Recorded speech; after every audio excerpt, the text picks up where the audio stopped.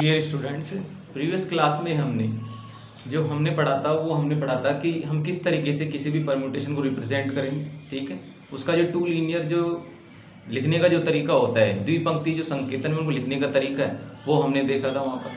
ठीक है, और वो भी हमने छोटी मोटी कुछ बातें की थी वहाँ पर। अब आज का जो हमारा टॉपिक है वो है क्रमचय की कोटि, कि जब हमारे पास कोई परम्यूटेशन होगा तो उसकी ऑर्डर को आप किस तरीके से डिफाइन करोगे। सेकंड नंबर का टॉपिक है परम्यूटेशन, जो साइक्लिक परम्यूटेशन, उसके बारे में, चक्रीय क्रमचय के बारे में। थर्ड नंबर का टॉपिक है चक्कर का प्रतिलोम, और फोर्थ नंबर का टॉपिक है ट्रांसपोजिशंस, जिनको कहते हैं पक्षांतरण, और फिफ्थ नंबर का पॉइंट है असंयुक्त चक्र या डिसजॉइंट साइकिल्स। तो हम आज ये छोटे छोटे कुछ जो पॉइंट्स हैं इनके बारे में स्टेप बाय स्टेप आज अब पढ़ेंगे यहाँ पर। ठीक है, तो सबसे फर्स्ट ऑफ ऑल हम लेते हैं किसको, जो हमारा क्रमचय की कोटि है, कि ऑर्डर ऑफ एनी परम्यूटेशन, इसको हम लेकर चलते हैं कि किस चीज को हम क्या कहेंगे, जो हमारा परम्यूटेशन है उसकी ऑर्डर कहेंगे यहाँ पर। तो इधर देखिए, यहाँ पर क्रमचय की कोटि। तो क्रमचय की कोटि के लिए सबसे पहले यहाँ पे एक परम्यूटेशन लेते हो, तो हमने एक कंसीडर किया कि एफ हमारा एक परम्यूटेशन है और वो कुछ इस प्रकार से। ठीक है, यहाँ पर कुछ ऐसे एलिमेंट ले लेता हूं यहाँ से, ये हमारा क्या है, एक परम्यूटेशन है। ठीक है, अब हमें इसको बारे में बताना है कि इसकी जो ऑर्डर होगी वो क्या होगी, ये हमारा आज का पॉइंट है।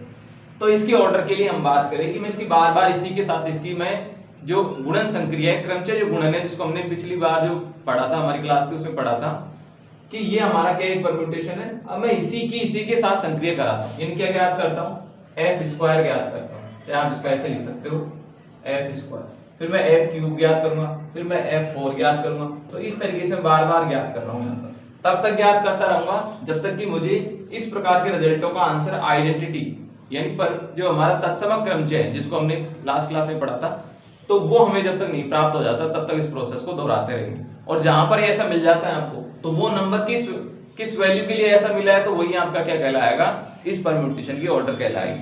तो इधर देखिए, यहाँ हम फाइंड आउट करें एफ स्क्वायर। तो एफ स्क्वायर के लिए आपको बताया था कि जब भी हमें इस तरीके का यदि परम्यूटेशन को मल्टीप्लिकेशन करना हो तो लेंथी प्रोसेस में अपनाकर हम सिंपलेस्ट फॉर्म को अपनाते हैं। तो यहाँ पर आपको प्राप्त करना है एफ स्क्वायर। एफ स्क्वायर के लिए देखो ऊपर कितना लिखा है, 2, तो आपको यहाँ पर 2 बार ट्रेवलिंग करनी है, 2 बार आपको जाना है, यानी 2 बार आपको मैपिंग करानी है एक एलिमेंट के लिए। तो सबसे पहले आप ऊपर वाली लाइन जो होती है नोट करो, 1 2 3 4 5, ये हमारी ऊपर वाली लाइन है, हमने इसको जो का त्यों नोट कर लिया, इसमें कुछ नहीं किया। ठीक है, उसके बाद देखो हम गए 1 से कहां पर, क्योंकि 1 की मैपिंग किस पर है, 2 पर, तो 2 पर आ गई, एक बार ट्रेवलिंग कर ली, फिर 2 पर पहुंच गए तो 2 को दोबारा पकड़ो या फिर से चेक करो, 2 के कितने पर, 3 पर। तो ये हमारी क्या कहलाती है, 2 बार ट्रेवलिंग कहलाती है, कि हमने 2 बार मैपिंग यहाँ पर कर ली। ठीक है, उस फंक्शंस के लिए 2 बार मैपिंग हमें यहाँ पर करनी थी और वो हमने कर ली। फिर अब आता है 2 की बारी, तो 2 एक बार कहां पहुंचा दिया, 3 पर, फिर 3 कहां पहुंचाएगा आपको, 5 पर। तो कहां पर आ गए हम, 2 बार ट्रेवलिंग करने के बाद 5 पर, फिर 3 पर आ जाओ, 3 ने पहुंचा दिया आपको 5 पर, 5 ने आपको पहुंचा दिया 1 पर, तो कहां पर आ गए, अब आप 1 पर आ गए। फिर 4 को देखो, 4 का कितना है, 4 आपको पहुंचा रहे 4 पर, और फिर से देखा आपने 4 को, तो 4 कहां पर पहुंचा रहा है आपको, 4 पर, यानी कोई प्रभाव नहीं पड़ा, वहीं पर आ गए। फिर 5 को देखो, 5 ने आपको कहां पहुंचाया, 1 पर, फिर 1 ने कहां पहुंचा दिया, 2 पर। तो इस तरीके से यहाँ पर क्या बन जाता है, एफ डॉट एफ, यानी एफ का एफ के साथ जो परम्यूटेशन मल्टीप्लिकेशन है वो हमने यहाँ पर देखा। अब वैसे यहाँ पर एफ क्यूब में आपको कितनी बार ट्रेवलिंग करनी पड़ेगी, 3 बार, फिर 4 आ जाएगा, 4 में कितनी बार करनी पड़ेगी आपको, 4 टाइम। तो हम ऐसा काम ना करते हुए हम ये कर लेते हैं कि हमें एफ क्यूब फाइंड आउट करना है, तो हम क्यों ना एफ स्क्वायर को यूज में ले ले, जो कि ऑलरेडी 2 बार हो चुका है। तो 2 बार हो चुका है तो तीसरी बार कहां से ले लेंगे, इसके साथ, तो यहाँ से और यहाँ पर चेक कर लेंगे। 4 वाले में क्या करेंगे, 3 वाले को यूज में ले लेंगे और डायरेक्ट कहां पर चले जाएंगे, यहाँ पर, ताकि आपको जो 3 ट्रेवलिंग करने की जरूरत पड़ेगी वो यहाँ पर हमें नहीं करनी पड़ेगी। ठीक है,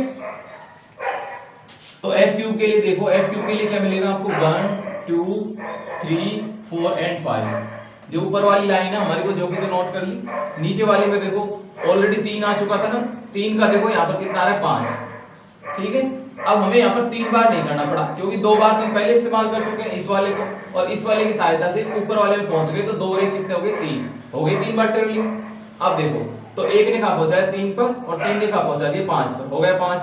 2 ने कहा पहुंचाया 5 पर, और 5 ने कहा पहुंचा दिया 1 पर। 3 ने पहुंचाया 1 पर, और 1 ने पहुंचाया 2 पर। 4 ने पहुंचाया 4 पर, और 4 ने पहुंचाया वहां पर भी 4 पर। 5 ने पहुंचाया 2 पर, और 2 ने पहुंचाया 3 पर। तो ये आपका क्या हो गया, एफ क्यूब भी हमें फाइंड आउट हो गया। अब F4 में देखो, 4 वाले में 3 को इस्तेमाल कर लेंगे ताकि हमें बार बार जब 4 बार ट्रेवलिंग करनी पड़ती वो यहाँ पर हमें नहीं करनी पड़ेगी। 4 वाले में देखो, एक ने किस पे पहुंचा है 5 पर, और 5 को कहाँ देखेंगे वहां, तो 1 पर, 2 ने पहुंचा है 1 पर और 1 ने पहुंचा है 2 पर, 2 ने पहुंचा है 3 पर और 3 ने कहाँ पहुंचा है आपको, 3 ने पहुंचा है 2 पर।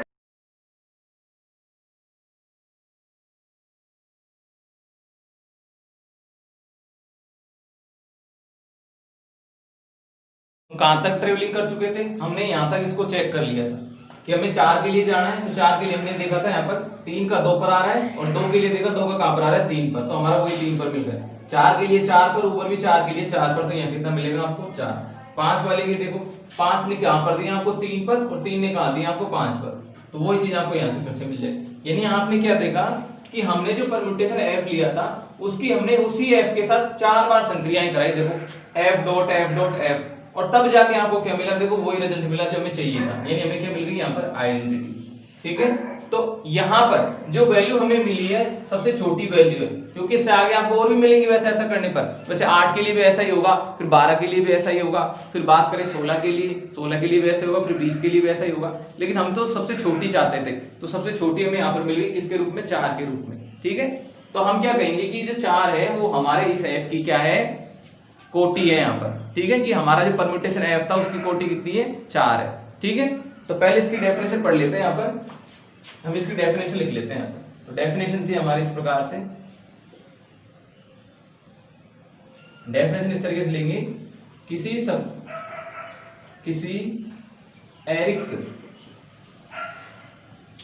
अरिक्त समुच्चय S पर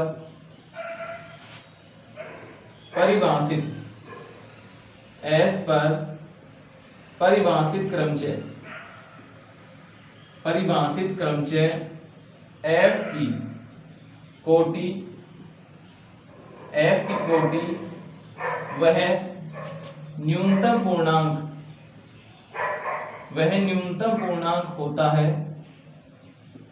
ताकि हमें क्या मिले वहां पर कि Fn इक्वल टू I, जहां पर I क्या है, तत्समकव्य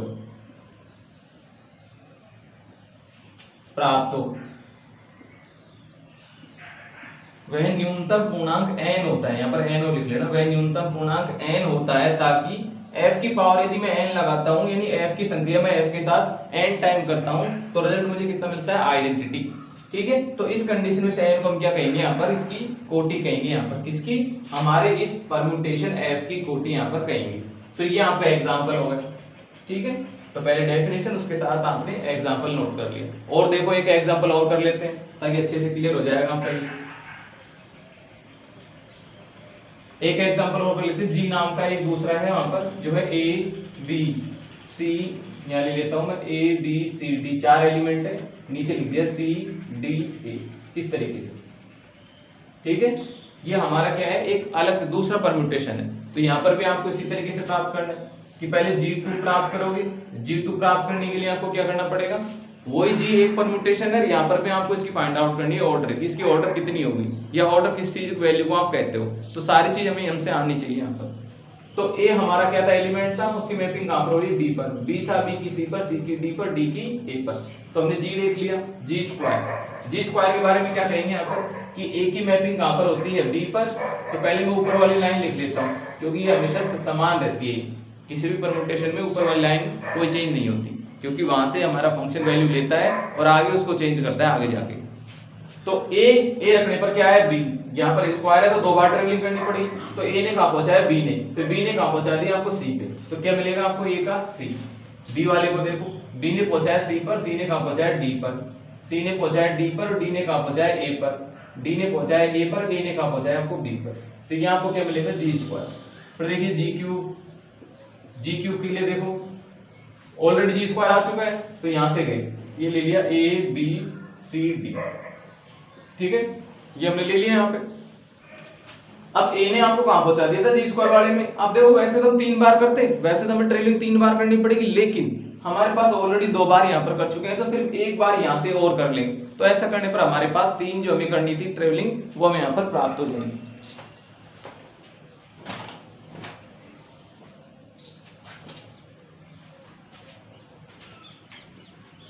तो यहाँ से हमें क्या प्राप्त हो जाएंगी, जो हमें 3 ट्रेवलिंग करनी थी वो यहाँ से हमें प्राप्त हो जाएंगी।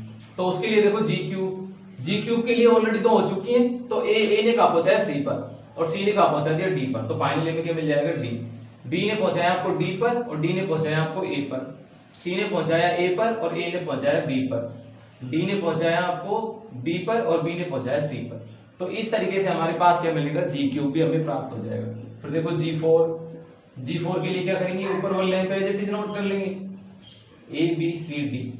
अब देखो जी क्यूब ऑलरेडी आ चुका है, तो एक ऊपर वाले से ले लेंगे, वही हमारा 4 ट्रेवलिंग वहां पर भी हो जाएगा।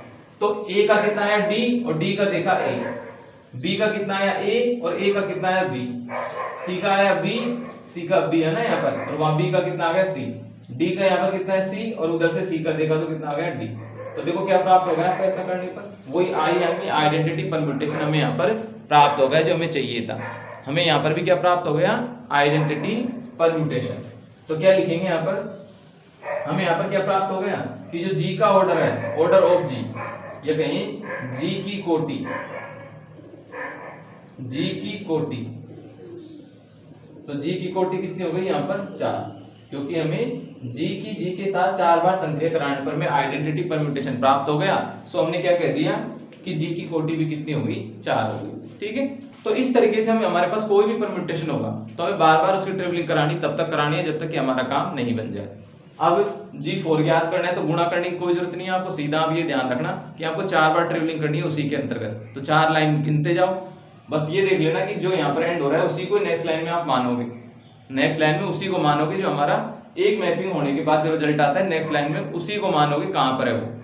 तो इस तरीके से हम क्या प्राप्त कर लेंगे, किसी भी परम्यूटेशन की ऑर्डर फाइंड आउट कर लेंगे। अब इसके अंतर्गत हमें कुछ रूल्स निकल कर आते हैं कि हम देखो इतनी सारी प्रोसेस की 4 बार चेक करें, उससे बढ़िया भी हमारे पास कुछ नियम है, उन नियमों को इस्तेमाल करते हुए हम क्या करेंगे, किसी भी परम्यूटेशन की ऑर्डर फाइंड आउट कर सकते हैं। अब देखिए आप आगे, तो हमारे पास एक नोट निकल कर आता है, नोट क्या है आपके पास, ये है तत्समक क्रमचय, कि यदि हमारे पास तत्समक क्रमचय होगा तो तत्समक क्रमचय की जो ऑर्डर होती है वह सदैव 1 होती है। तत्समक क्रमचय की कोटि सदैव 1 होती है, यानी हमारे पास आइडेंटिटी परम्यूटेशन है तो उसकी कोटि कितनी होती है, 1 होती है। एक तो ये वाली लाइन लिख लेते हैं, आइडेंटिटी परम्यूटेशन की ऑर्डर कितनी होती है, 1 होती है। ठीक है, उसके बाद देखो एक लाइन हम और लिखेंगे यहाँ पर, दूसरी लाइन हमारी है किसी क्रमचय की कोटि, आप ये भी लिख सकते हो क्रमचय की कोटि। क्रमचय की कोटि आपको कैसे मिलेगी, क्रमचय की कोटि बराबर हो जाएगा असंयुक्त चक्रों, असंयुक्त चक्रों, असंयुक्त चक्रों की लंबाई का एलसीएम, असंयुक्त चक्रों की लंबाई का एलसीएम। दूसरा हम ये भी ले लेंगे यहाँ पर, पहला तो क्या, तत्समक क्रमचय की कोटि सदैव 1 होती, और दूसरा क्या ले लेंगे कि क्रमचय की कोटि यदि आपको फाइंड आउट करनी हो तो आप डिसजॉइंट साइकिल्स के रूप में लिखो और उनकी लंबाई का यदि एलसीएम आप निकाल कर लिख दो, तो ऐसा करने पर भी हमें क्या प्राप्त हो जाती है, क्रमचय की कोटि प्राप्त हो जाती है। अब ये जो डिसजॉइंट साइकिल्स है ये हम यहाँ पर जो आगे हमारा जो है ना असंयुक्त चक्र, उसके अंतर्गत इस चीज को भी बारीकी से वहां पर पढ़ेंगे, ताकि हमें ये जो रूल नंबर जो 2 हमने लिखा है ये उसकी जानकारी हमें वहां पर हो जाएगी। तो पहला वाला तो क्या है आपका कि तत्समक क्रमचय यदि होगा तो उसके आपको कोई निकालने की जरूरत नहीं, सीधा कितनी होती है, उसकी ऑर्डर 1 होती है। तो कहीं पर भी आपके पास कोई भी आइडेंटिटी परम्यूटेशन हो तो उसकी ऑलवेज जो ऑर्डर होती है वो कितनी होती है, 1 होती है। ठीक है बेटा, अब देखिए आगे, तो हमने दोनों चीजें अच्छे से पढ़ ली, 2 एग्जाम्पल कर लिए हम यहाँ पर। इसके ऑर्डर भी आप लिख सकते हो कि ऑर्डर ऑफ एफ, कि एफ की जो कोटि है वो कितनी है, 4 है। तो क्रमचय की कोटि आई होप आप सभी को अच्छे से समझ में आ गई होगी। अब देखिए साइक्लिक परम्यूटेशन, चक्रीय क्रमचय, दूसरा टॉपिक हमारा क्या है, चक्रीय क्रमचय।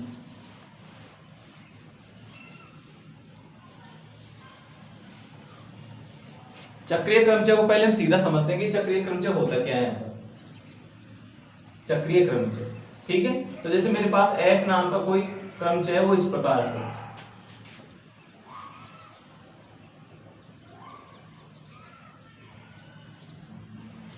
इस प्रकार का मेरे पास क्या है, कोई क्रमचय, ठीक है। तो चक्रीय क्रमचय हम उनको कहेंगे कि जहां पर क्या हो रहा है, चक्रीय क्रमचय हम उनको कहेंगे जहां पर हो क्या रहा है वहां पर, कि जैसे आपने उस f नाम के जो क्रमचय है, ये f नाम का क्रमचय यहाँ पर, इसमें आपने 1 रखा तो आपको आंसर कितना मिल गया, 2, यानी नेक्स्ट एलिमेंट आपको वहां पर आंसर के रूप में मिल गया। दूसरा है, जैसे आपने यहाँ पर 2 रखा तो 2 ने किस में कन्वर्ट कर दिया, इसको 3 में, 3 रखा तो 3 ने किस में कन्वर्ट कर दिया, 4 में, और 4 रखा तो दोबारा किस में कन्वर्ट कर दिया, 1 में।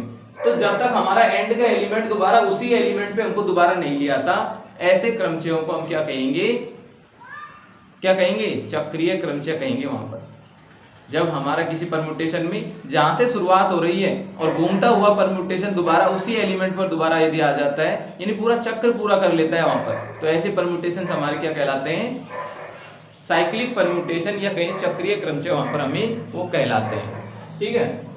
अब देखिए यहाँ पर ऐसा कैसा हो रहा है, यहाँ पर जैसे मेरे पास ये एलिमेंट थे यहाँ पर, इनको मैं यहाँ पर बिठा देता हूँ सर्किल के ऊपर, एक को मैं यहाँ बिठा देता हूँ, एक को यहाँ बिठा देता हूँ, 4 एलिमेंट है, एक को यहाँ बिठा देता हूँ, तो 1 यहाँ है, 2 यहाँ है, 3 यहाँ है और 4 यहाँ है। तो आपने क्या देखा कि जब 1 रखा तो 1 ने इसको किस में कन्वर्ट कर दिया, 2 में, 2 क्या काम कर रहा है, 3 में कन्वर्ट करने का, और 3 किस में कन्वर्ट करता है, 4 में, और 4 ने दोबारा किस में कन्वर्ट कर दिया, उसको 1 में। तो हमारे जो एलिमेंट है उनका जो ये जो आंसर्स का जो तरीका है वो कहां पर हो रहा है, एक सर्किल पर घूम रहा है, वो कि एक आंसर देता है, दूसरे को दूसरा देता है, तीसरे को तीसरा, चौथे को चौथा, दोबारा उसी को दे दिया और पहले वाले को। तो इस प्रकार का यदि हमारे पास कोई परम्यूटेशन होगा कि वो जिस एलिमेंट से स्टार्ट कर रहा है परम्यूटेशन को, उसी एलिमेंट पर घूमकर दोबारा आ जाता है वो, तो ऐसा परम्यूटेशन आपका क्या कहलाता है, साइक्लिक परम्यूटेशन आपका वो कहलाता है, ठीक है। तो कुछ परम्यूटेशन तो ऐसे होते हैं जो खुद अपने आप में पूरी साइकिल बनाते हैं, और कुछ ऐसे परम्यूटेशन होते हैं या बाकी के जो पूरी साइकिल नहीं बना पाते, यानी पूरा चक्र जो नहीं बना पाते, ऐसे चक्रों को भी हम डिसजॉइंट साइकिल्स यानी असंयुक्त हेंगोते चक्र वो भी जो हम बनाएंगे उनके वो भी क्या होंगे तो चक्र, लेकिन उन्हें हम असंयुक्त चक्रों के रूप में रिप्रेजेंट करते हैं, यानी अलग अलग छोटे छोटे चक्रों के रूप में उन्हें हम वहां पर रिप्रेजेंट करते हैं। तो सबसे पहला हमारा क्या होता है, चक्रीय क्रमचय। चक्रीय क्रमचय एक ऐसा क्रमचय होता है जिसमें एक एलिमेंट का जो मैपिंग है वो दूसरे पर होती है, दूसरे की तीसरे पर, और अंतिम एलिमेंट की जो मैपिंग होती है दोबारा प्रारंभिक एलिमेंट पर हो जाती है। तो ऐसा यदि हमारे पास कोई परम्यूटेशन होता है तो उसे हम साइक्लिक परम्यूटेशन या चक्रीय क्रमचय के नाम से पहचानते हैं, ठीक है। अब देखिए आगे, तो इसकी डेफिनेशन लिखते हैं कि यदि किसी अरिक्त समुच्चय पर परिभाषित क्रमचय f परिभाषित क्रमचय f चक्रीय क्रमचय कहलाता है, चक्रीय क्रमचय कहलाता है यदि, कब कहलाएगा, यदि वहां पर क्या हो रहा होगा, यदि f रखने पर नेक्स्ट एलिमेंट वहां पर आपको जो भी एलिमेंट रखो उसको रखने पर वहां पर नेक्स्ट एलिमेंट मिले। कैसे कि जैसे मैंने उसमें x1 नाम का एलिमेंट रखा उस फंक्शन में, तो उसने मुझे x2 दे दिया, जब मैंने उसमें x2 रखा तो उसने मुझे क्या दे दिया, x3 दे दिया। और वैसे यदि मैं इस सेट का यदि लास्ट वाला एलिमेंट रखूं, जैसे कि मैंने वहां पर रख दिया xr वाला एलिमेंट रख दिया, अंतिम एलिमेंट वहां पर उसका रख दिया, तो उसने किस में कन्वर्ट कर दिया, उसे दोबारा फिर से पहले एलिमेंट में कन्वर्ट कर दिया। यानी जो भी एलिमेंट आप रखो उसको वो नेक्स्ट एलिमेंट में कन्वर्ट कर देगी। अर्थात S में R अवयव है तो S में R अवयव है तो क्या होगा वहां पर कि जो भी हमारा परम्यूटेशन हो किस तरीके से कार्य करेगा कि आप उसमें जब भी कोई R एलिमेंट रखोगे, यानी जो भी कोई एलिमेंट रखोगे वो उसको किस में कन्वर्ट कर देगा, नेक्स्ट वाले में। I वाला एलिमेंट रखोगे तो किस में कन्वर्ट कर देगा उसे, वो xi+1 में। ये तो उसका काम होगा कि जब भी कोई भी अवयव उसमें वहां पर रखेंगे तो उसका काम क्या होगा, उसको नेक्स्ट एलिमेंट में कन्वर्ट करके आपको लिखना। तो ये उस चक्रीय क्रमचय का काम होगा। हमने यहाँ पर देखा कि जब उसमें पहला एलिमेंट रखेंगे, यानी कोई सा भी उसका पहला एलिमेंट होगा तो उसको दूसरे में कन्वर्ट कर देगा, दूसरे को तीसरे में कन्वर्ट कर देगा, तीसरे को चौथे में, और जब अंतिम एलिमेंट की उस सेट का वो अंतिम एलिमेंट होगा तो अंतिम एलिमेंट को दोबारा कहां पर लिया आएगा, प्रारंभिक एलिमेंट पर। तो ये हमारा यदि उसका r एलिमेंट अंतिम था तो उसको कहां पर कन्वर्ट कर दिया, शुरुआत के एलिमेंट में फिर से उसने उसको कन्वर्ट कर दिया। तो इस तरीके से यदि हमारे पास कोई भी यदि परम्यूटेशन होगा तो वह हमारा क्या कहलाएगा, साइक्लिक परम्यूटेशन हमारा वो कहलाता है। ठीक है, ये इसका एग्जाम्पल हो गया यहाँ पर। और देखिए यहाँ पर और एक दो लाइन और लिख लेते हैं यहाँ पर। चक्रीय क्रमचय को एक पंक्ति, चक्रीय क्रमचय को एक पंक्ति संकेतन में प्रदर्शित करते हैं। कि हम लिखते कैसे हैं, एक पंक्ति संकेतन में हम इनको प्रदर्शित करते हैं। एग्जाम्पल है जैसे जी नाम का कोई परम्यूटेशन है और वो इस तरीके का है। ठीक है, तो यहाँ पर क्या हो रहा था, यहाँ पर हमारा हो रहा था कि एक की मैपिंग 2 पर आ रही थी, 2 की मैपिंग 3 पर आ रही थी, 3 की मैपिंग 4 पर आ रही थी, 4 की 5 पर आ रही थी, 5 की दोबारा कहां पर पहुंच गई, 1 पर। तो जी हमारा क्या है, एक साइक्लिक परम्यूटेशन है। ठीक है, तो हमने इसको कैसे लिखा कि चक्रीय क्रमचय को एक पंक्ति संकेतन में इस तरीके से आप प्रदर्शित करते हो।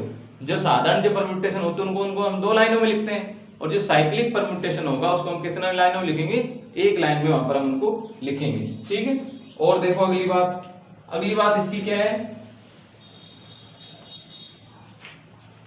अगली बात इसकी कुछ इस प्रकार से है। चक्रीय क्रमचय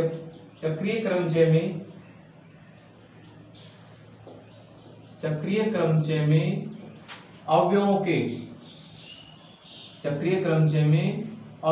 के क्रम को बिना परिवर्तित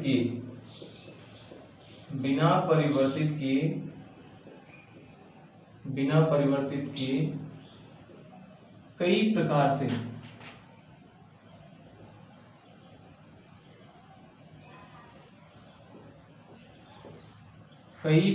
से लिखा जा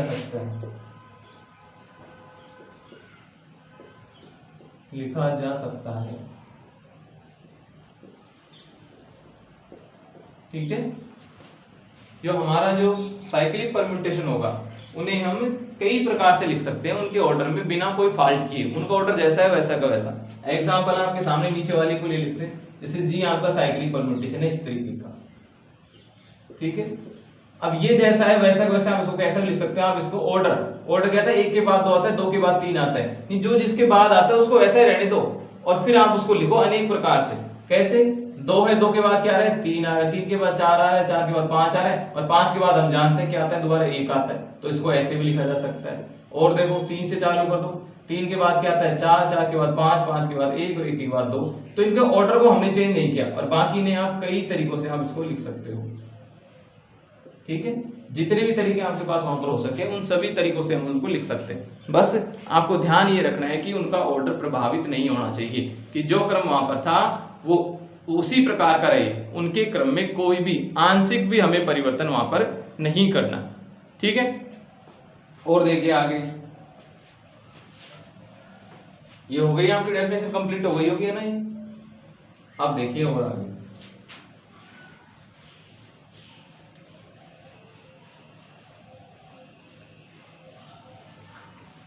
नेक्स्ट लाइन है हमारी चक्रीय क्रमचय में। नेक्स्ट है चक्रीय क्रमचय में उपस्थित अवयव। चक्रीय क्रमचय में उपस्थित अवयव चक्र की लंबाई कहलाती है। चक्र की लंबाई कहलाती है, जिसे कैपिटल के से रिप्रेजेंट करते हैं। ठीक है, इस तरीके से कि चक्रीय क्रमचय में क्या होगा कि जो यहाँ पर जो के है, यानी चक्रीय क्रमचय में जो अवयवों की जो संख्या है वो क्या कहलाती है, चक्र की लंबाई कहलाती है। तो ये हमारा जी क्या था, एक चक्रीय क्रमचय था, 1 2 3 4 5 उसमें एलिमेंट थे, तो ये 5 ही उसकी क्या कहलाएगी, उसकी लंबाई कहलाएगी। यहाँ पर तो क्या लिख दिया, जैसे जी हमारे पास इस तरीके का था 1 2 3 4 और 5, तो यहाँ पर इसकी लंबाई क्या होगी, तो यहाँ पर के आप यदि इसकी लंबाई लिखो, यदि इसकी लंबाई को इस तरीके से लिखें तो लंबाई बराबर कितनी हो जाएगी इसकी 4। ये 4 लंबाई का क्या है आपके पास परम्यूटेशन था, जो हमने लिखा वो कितनी लंबाई का था, 4 लंबाई का एक परम्यूटेशन था। तो इस तरीके से किसी भी साइकिल में जितने अवयव वहां पर होंगे वो उसकी क्या कहलाएगी, लेंथ कहलाएगी वहां पर। ठीक है, और एक आगे पॉइंट देखो यहाँ पर, अब जैसा हमने चक्र के लिए उसकी ऑर्डर पढ़ा था, ठीक उसी प्रकार से साइकिल के लिए भी उसकी ऑर्डर होती है। जैसे हमने अभी भी थोड़ी देर पहले एक नॉर्मल परम्यूटेशन के लिए हमने उसकी क्या पढ़ी थी, ऑर्डर पढ़ी थी वहाँ कि इसकी ऑर्डर के लिए हम इस तरीके से बार बार उसी से उसको गुणा किया जाता है, क्रम से गुणन किया जाता है, और जब तक आइडेंटिटी नहीं मिलती तब तक इस प्रक्रिया को दोहराते हैं। तो उसके लिए जो वैल्यू मिलती है उसकी क्या होती है, ऑर्डर होती है। तो सेम वे में यहाँ पर भी ऐसा ही होगा। यहाँ पर क्या लिखेंगे हम, यहाँ पर चक्रीय क्रमचय। चक्रीय क्रमचय में क्या खास बात होती है, चक्रीय क्रमचय में चक्र की कोटि, चक्रीय क्रमचय में चक्र की कोटि, यदि हमारे पास कोई परम्यूटेशन है, कौन सा, साइक्लिक परम्यूटेशन है, तो उस परम्यूटेशन की जो ऑर्डर होगी वो किसके बराबर होगी, चक्र की लंबाई की। तो ये आप ध्यान रखोगे कि परम्यूटेशन जो साइक्लिक परम्यूटेशन में उनकी लेंथ ही उनकी क्या होती है, ऑर्डर होती है। तो हमारे पास प्रेजेंट में कितनी लेंथ का था, ये 5 लेंथ का था। तो वास्तव में इस जी नाम का जो परम्यूटेशन था इसकी ऑर्डर भी कितनी हो जाएगी, 5 ही होगी। तो एग्जांपल के रूप में लिख लो कि जी बराबर 1 2 3 4 5 है यहाँ पर ये, तो इसकी ऑर्डर कितनी हो जाएगी कि order of G, order of G बराबर कितनी प्राप्त हो जाएगी हमें, 5। ये हमने क्या लिखा है, order of G, order of G, कि जी की जो कोटि है वो हमें कितनी प्राप्त हो जाएगी, 5। कि जी नाम का जो साइक्लिक परम्यूटेशन है इसकी ऑर्डर भी हमें कितनी प्राप्त होगी, 5 ही प्राप्त होगी। तो इस तरीके से हम क्या पढ़ेंगे, चक्र की जो छोटी छोटी बेसिक जो बातें हैं उन्हें हम इस तरीके से पढ़ेंगे, ठीक है। उसके बाद आता है आपका चक्र का प्रतिलोम। यदि हमें किसी साइकिल का इनवर्स फाइंड आउट करना हो तो किस तरीके से प्राप्त करेंगे, ठीक है। तो नेक्स्ट है चक्र का प्रतिलोम। चक्र का प्रतिलोम,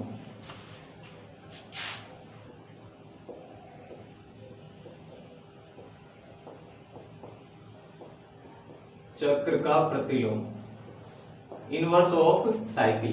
तो चक्र के प्रतिलोम में क्या होगा कि चक्र का ऑर्डर यदि हमारे पास x1 x2 x3 xr तक है, इस तरीके से आगे तक, तो r को आप उल्टा कर दो, तो r r-1 r-2 r- ऐसे r1 तक, जो इस तरीके से हमारा ऑर्डर होगा, यानी उसके क्रम को आप उल्टा कर दो। जैसे 1 2 3 4 था, आपके बार हम लिख दो 4 3 2 1। तो ऐसा करने पर जो रिजल्ट मिलेगा वो हमारे साइकिल का क्या कहलाता है, इनवर्स कहलाता है वहां पर, ठीक है। तो ऐसा जो रिजल्ट होगा आपका क्या कहलाएगा, उसका प्रतिलोम कहलाएगा यहाँ पर। तो हम लिखेंगे चक्र के क्रम को, चक्र के क्रम को विपरीत लिखने पर, विपरीत लेने पर प्राप्त क्रमचय, ये प्राप्त चक्र प्रतिलोम चक्र कहलाता है, प्रतिलोम चक्र कहलाता है, ठीक है। इस तरीके से कि यदि हमारे पास कोई चक्र है तो उसके ऑर्डर को आप क्या ले लो, रिवर्स में ले लो, तो रिवर्स में लेने पर जो रिजल्ट होगा वो आपका क्या कहलाएगा, प्रतिलोम चक्र कहलाएगा। एग्जांपल ले लेते हैं यहाँ पर कि हमारे पास H नाम का कोई परम्यूटेशन, साइक्लिक परम्यूटेशन है, और वो इस तरीके का है A B C D E F। ये हमारे पास क्या है, एक साइक्लिक परम्यूटेशन है। तो हमें प्राप्त करना है H इनवर्स, यानी इसका प्रतिलोम प्राप्त करना है, इसका इनवर्स इसका फाइंड आउट करना है। तो इनवर्स फाइंड आउट करने के लिए क्या करेंगे, इसका ऑर्डर को चेंज कर देंगे, F से यहाँ से इसको लिखेंगे F E D C B और A। ऐसा करने पर जो रिजल्ट मिलेगा वो क्या कहलाएगा, हमारे उस साइकिल का क्या कहलाएगा, इनवर्स कहलाएगा। जो हमारे लिए गए साइकिल का क्या कहलाएगा, वो इनवर्स कहलाएगा, ठीक है। और देखिए आगे नेक्स्ट आपका ट्रांसपोजिशंस, पक्षांतर। नेक्स्ट टॉपिक क्या है आपका, ट्रांसपोजिशंस, ट्रांसपोजिशंस, पक्षांतर।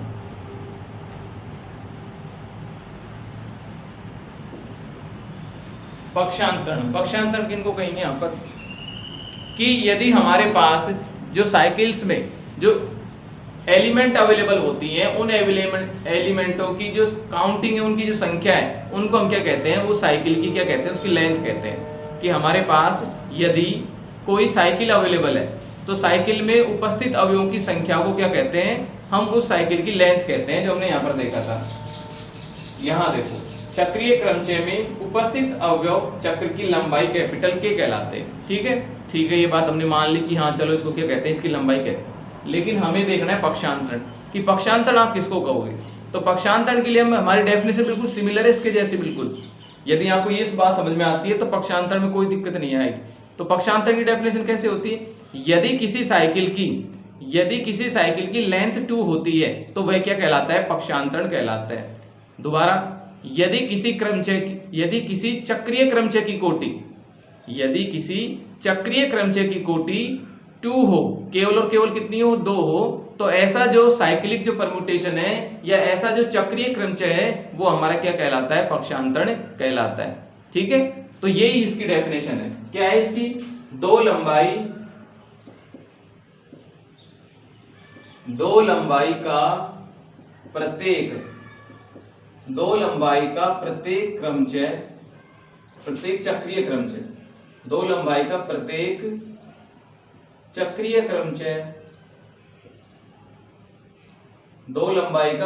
चक्रीय क्रमचय पक्षांतरण कहलाता है।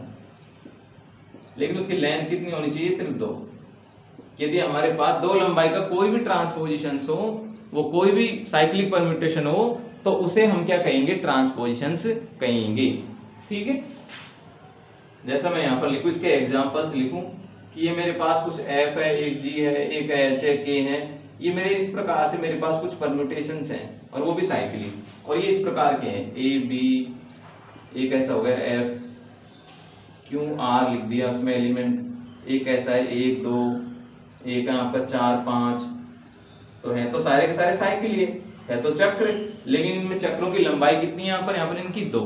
तो यहाँ पर इन सभी में क्या है, इनका जो k का मान है वो कितना है, 2, k का मान यहाँ कितना है, 2। तो इसके कारण ये क्या कहला रहे हैं, हमारे सारे के सारे क्या कहलाते हैं, ये पक्षांतरण कहलाते हैं। ये क्या कहलाते हैं, ये ट्रांसपोजिशन, पक्षांतरण कहलाते हैं। ये सारे के सारे हमारे पास क्या कहलाते हैं, पक्षांतरण कहलाते हैं। क्योंकि यहाँ पर वो कह रहा है यहाँ पर कि यहाँ पर जो प्रत्येक की जो लेंथ है वो कितनी है, 2 है। तो उस कारण से हम इसको क्या कह रहे हैं कि सब के सब हमारे क्या हैं, ट्रांसपोजिशंस है। तो याद रख पाओगे इस बात को कि यदि किसी साइक्लिक परम्यूटेशन में लेंथ बराबर 2 हो तो वह हमारा जो परम्यूटेशन है, जो साइक्लिक परम्यूटेशन, वो हमारा क्या कहलाता है, पक्षांतरण कहलाता है। बस इतनी सी बात आपको समझनी है कि दो लंबाई के जितने भी चक्र होंगे वो सब के सब हमारे क्या होते हैं, ट्रांसपोजिशंस होते हैं। ओके, नेक्स्ट देखिए डिसजॉइंट साइकिल्स। हाँ तो बेटा पिछली क्लास में हमने जो पढ़ा था वो हमारा टॉपिक था ट्रांसपोजिशंस, पक्षांतरण को हमने जो लास्ट हमारी जो क्लास थी उसमें हमने उसको कंप्लीट कर लिया था। ठीक है, उसके बाद हम पढ़ रहे थे डिसजॉइंट साइकिल्स, असंयुक्त चक्र। तो असंयुक्त चक्र, किन चक्र को हम असंयुक्त चक्र कहेंगे, तो उसके लिए इधर देखते हैं। यदि हमारे पास दो चक्र कुछ इस प्रकार से हो कि जिनमें एक में जो काम हो रहा है वह दूसरे में नहीं हो, एवं दूसरे में जो काम हो रहा है वो पहले में नहीं हो, तो इस प्रकार के यदि आपके पास दो साइकिल्स अवेलेबल है तो उनको कहेंगे हम डिसजॉइंट साइकिल्स। और यदि ऐसे हमारे पास परम्यूटेशंस हैं तो उनको हम कहेंगे डिसजॉइंट परम्यूटेशंस। ठीक है, तो हम क्या बात कर रहे हैं यहाँ पर, तो हम ले रहे हैं कि यदि दो चक्र इस प्रकार से हैं, दो चक्र f तथा g इस प्रकार है कि, किस प्रकार है कि यदि मैं fx में x रखता हूं तो यदि यहाँ पर x नहीं आता है, कुछ और आता है, तो वह काम g में होना चाहिए। g में क्या होना चाहिए कि g में जैसे ही मैं उस x को रखता हूं तो आंसर मुझे क्या मिले, वही x मिल जाए। अब देखिए दोबारा, जो काम fx में x रखने पर हो रहा है वह काम क्या होना चाहिए, gx में फिर वहां पर नहीं होना चाहिए, कि gx में फिर x रखने पर x नहीं आए। यानी जो काम यहाँ हो गया वो यहाँ नहीं होना चाहिए, और जो काम यहाँ हो रहा है वो यहाँ नहीं होना चाहिए। तो इस प्रकार के यदि हमारे पास दो क्रमचय f तथा g या दो से अधिक इस प्रकार से हैं तो उन क्रमचयों को हम क्या कहेंगे, डिसजॉइंट परम्यूटेशंस कहेंगे वहां पर। ठीक है, एग्जांपल देखिए, एग्जांपल आपके पास इस प्रकार से कि एक f नाम का क्रमचय, एक g नाम का क्रमचय, दोनों साइक्लिक है क्योंकि हम असंयुक्त चक्र पढ़ रहे हैं। तो एक तो इस प्रकार से 1 3 4, ठीक है, और दूसरा इस तरीके का है 2 5। यहाँ दोनों के दोनों ये क्या है, परम्यूटेशंस है, ये भी साइक्लिक परम्यूटेशंस है और ये भी साइक्लिक परम्यूटेशंस है। अब यदि मैं f को लिखता हूं तो f इस तरीके से लिखा जाएगा, एक का कितना हो रहा है 3, 2 यहाँ पे है नहीं तो 2 का क्या हो जाता है 2, 3 का कितना हो रहा है 4, 4 1 का कितना हो जाएगा 1, 5 यहाँ पर है नहीं तो 5 का कितना हो जाएगा 5, इस तरीके से। अब जो जी है दूसरा वाला है, जी को कैसे लिखेंगे, जी में क्या हो जाएगा 1 नहीं है तो 1 का 1, 2 का कितना है 5 है, 3 नहीं है तो 3 का कितना हो जाएगा 3, 4 नहीं है तो 4 का कितना हो जाएगा 4 और 5 का कितना हो जाएगा 2, इस तरीके से। अब देखो दोनों में आप यहाँ पर थोड़ा चेक करो इनको कि पहले वाले में 1 का 3 हो रहा है यानी 1 को 3 में कन्वर्ट कर रहा है, लेकिन दूसरे में ऐसा नहीं हो रहा। दूसरे में तो क्या हो रहा है 1 का कुछ और ही कर रहा है, यानी जो काम यहाँ पर हो रहा था वो कहाँ नहीं हो रहा है, उस वाले में नहीं हो रहा है। 2 का यहाँ 2 कर रहा है तो वो 2 का 5 कर रहा है, यानी अलग कर रहा है, इससे अलग हटका कर रहा है। यहाँ पर 3 का यहाँ 4 करता है तो वो 3 का 3 ही कर रहा है। देखो कहीं पर भी आपको ऐसी सिमिलरिटी नहीं मिलेगी, समानता नहीं मिलेगी कि जो काम यहाँ पर हो रहा है वह काम वहां पर भी हो। तो इस प्रकार के यदि हमारे पास परम्यूटेशंस अवेलेबल हैं तो वो क्या कहलाते हैं, डिसजॉइंट। तो एक एग्जांपल तो ये हो गया, और लिख लो दूसरा एग्जांपल। हमने ले लिया एफ जी, एच ले लिया और एक क्या ले लिया के। एच इस प्रकार का है ए बी सी, और जो दूसरा है वो क्या ले लिया डी ई एफ, इस तरीके से। यहाँ पर भी बिल्कुल नहीं, जो काम ए बी सी पहले कर चुके हैं वो यहाँ पर बिल्कुल नहीं आ रहा है, देखो डी ई एफ यहाँ पर, ठीक है। तो ये भी हमारे क्या है, डिसजॉइंट से ही। तो इस तरीके से यदि हमारे पास कुछ परम्यूटेशंस ऐसे हैं डिसजॉइंट से साइक्लिक, यदि कुछ परम्यूटेशंस हमारे पास इस तरीके से हैं